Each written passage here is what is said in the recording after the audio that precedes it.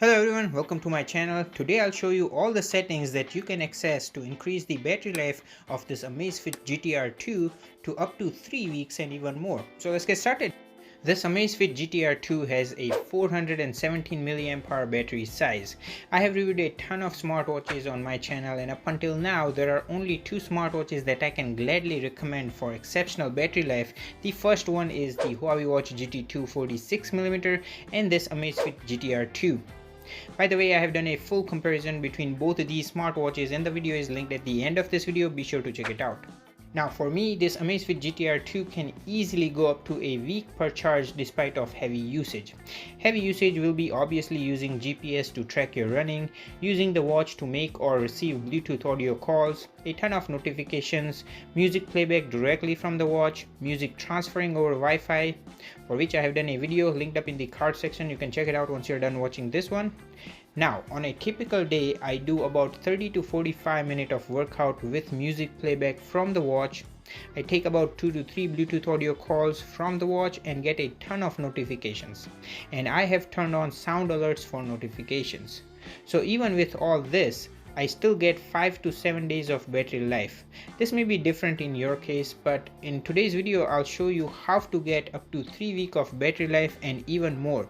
So for this, obviously you have to sacrifice some features and functionality, but you can decide for yourself which one you want to sacrifice. I think an ideal situation will be if you were to go for a trip or camping and you don't have a charger with you. Then with these settings you can easily bump up the battery life. But even if you don't use any of these settings, make sure to watch the video till the end, as you'll find a lot of secret features of this Amazfit GTR 2 which you might not know otherwise. Starting with the battery saver mode, which you can find from the top drop down settings menu. Turning this mode on, you'll be able to see time, day, date, battery life and record steps as well as sleep, which you can see from the mobile app. With this setting turned on, the Amazfit GTR 2 will easily go about a month and a half, which is amazing. I use it when the battery is critically low and I know that I won't have access to the charger.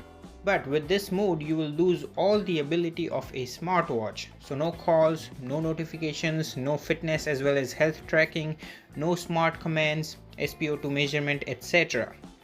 Well, then let's see how we can extend battery life without sacrificing some of these features.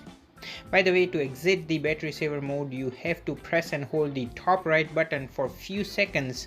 Thank goodness you don't have to restart, as with other smartwatches you have to restart to exit the power saving mode. Comment down below if you have to do that with your current smartwatch. Next setting which I use quite often and I can see that it does impact the battery life in a good way, and that is the do not disturb mode. Again, you can access this from the drop down setting menu and you will see three options: enable DND, time DND, smart DND and disable DND. I personally use time DND, and in doing so you will not get any calls, notifications, but your sleep and heart rate data will be still monitored. I have tried the smart DND mode and it's also great as it auto detects when you are asleep or having a nap. This is a cool feature I haven't seen on many of the premium smartwatches. Moving on, if you have accidentally turned on the awake watch feature, then you need to turn it off, as it will drain the battery life very fast. You can again find it from the top drop down setting menu, and on the second page you'll find this icon, which is to keep the watch on for 20 minutes. It's a good feature for reviewers like me, as the watch will stay on for 20 minutes, but not a good feature for battery life. Now, other obvious way to increase the battery life will be to turn down the brightness of the watch. Amazfit GTR 2 has an awesome AMOLED display, so you can control the display brightness from the top drop down menu, or you can even do that from the settings. I really like this top drop down menu of this Amazfit GTR 2, as you can access major settings right from here. Now under brightness, you can manually scroll the brightness slider.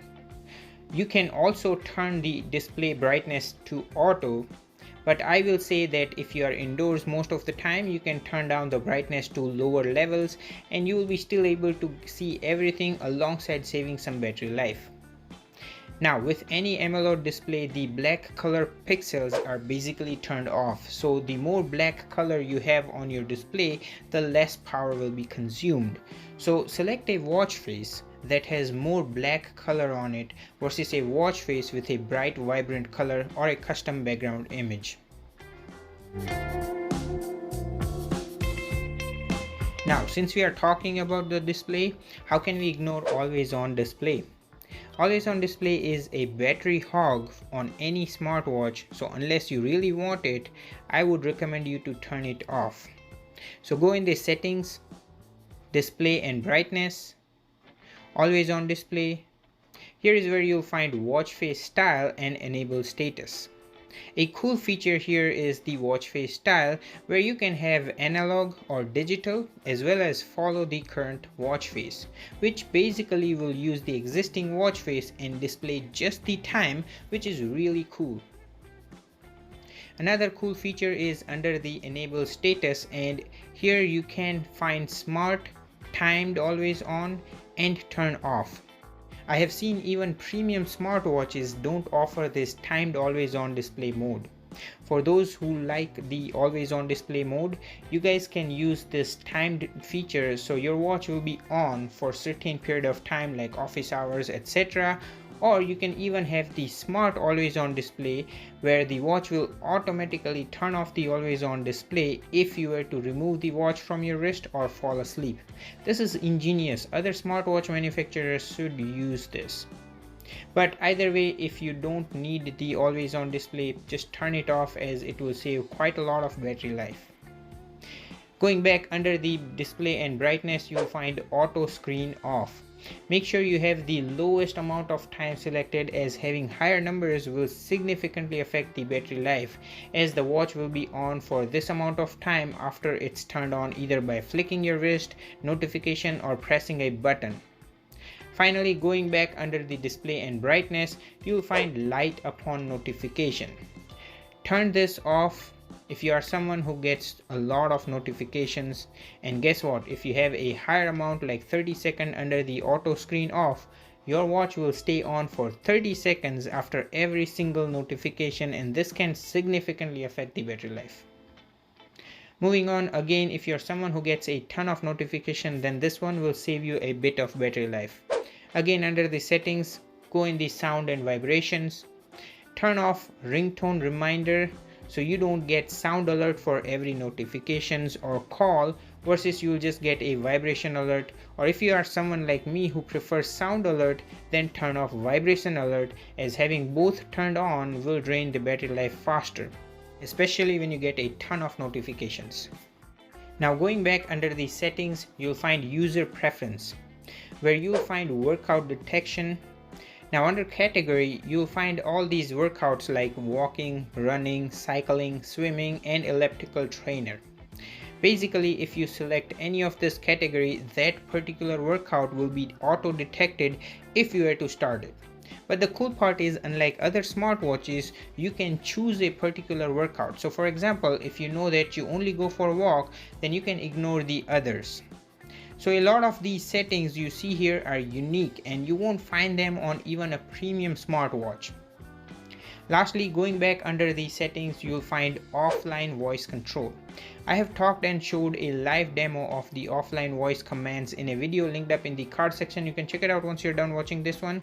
But in short, with this offline voice control, you can give preset commands to access system control, open apps, control workout and music player.